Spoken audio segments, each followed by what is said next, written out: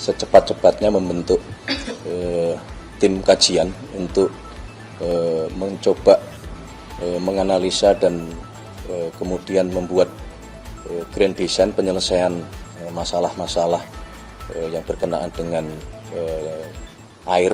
Baik, terima kasih. Yang pertama sebelum saya menjawab tentunya kami menyampaikan rasa prihatin bahwa dalam 2 hari ini, terutama hari ini curah hujan cukup tinggi sehingga menyebabkan terjadi genangan air di beberapa ruas di jalan-jalan di ibu kota. Kami menyampaikan permohonan maaf kepada seluruh masyarakat yang terdampak dan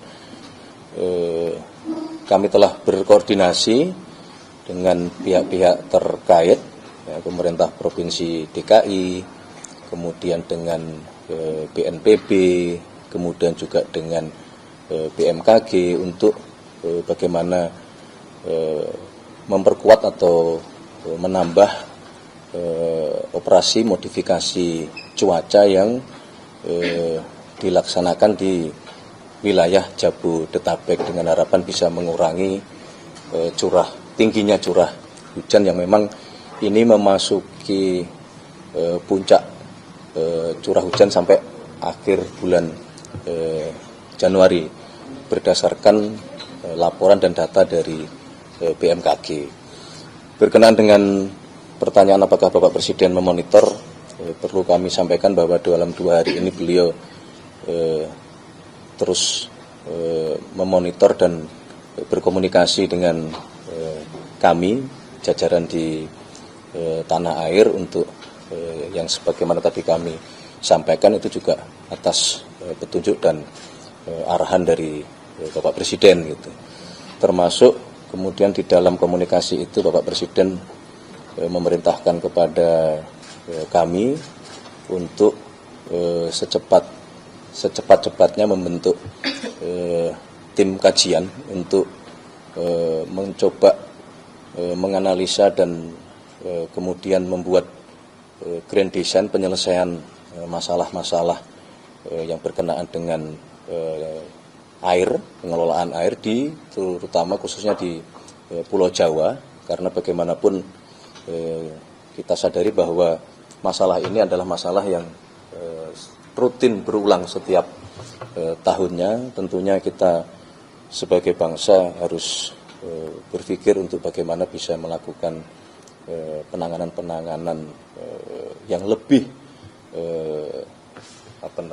lebih terintegrasi, penyelesaian dari hulu ke hilirnya, ya, termasuk melibatkan banyak sektor lain.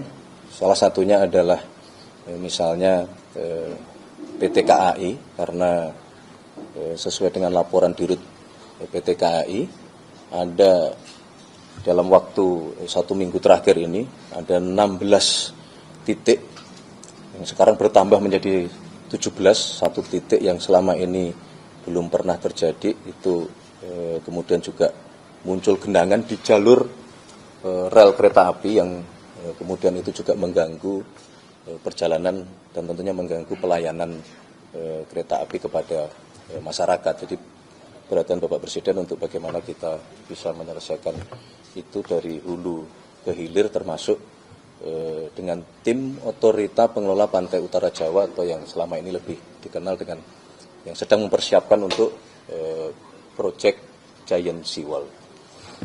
Kira-kira itu. Jadi dari Presiden sendiri ataupun analisanya ini memang faktor cuaca yang masuk laporannya dari pemerintah sendiri?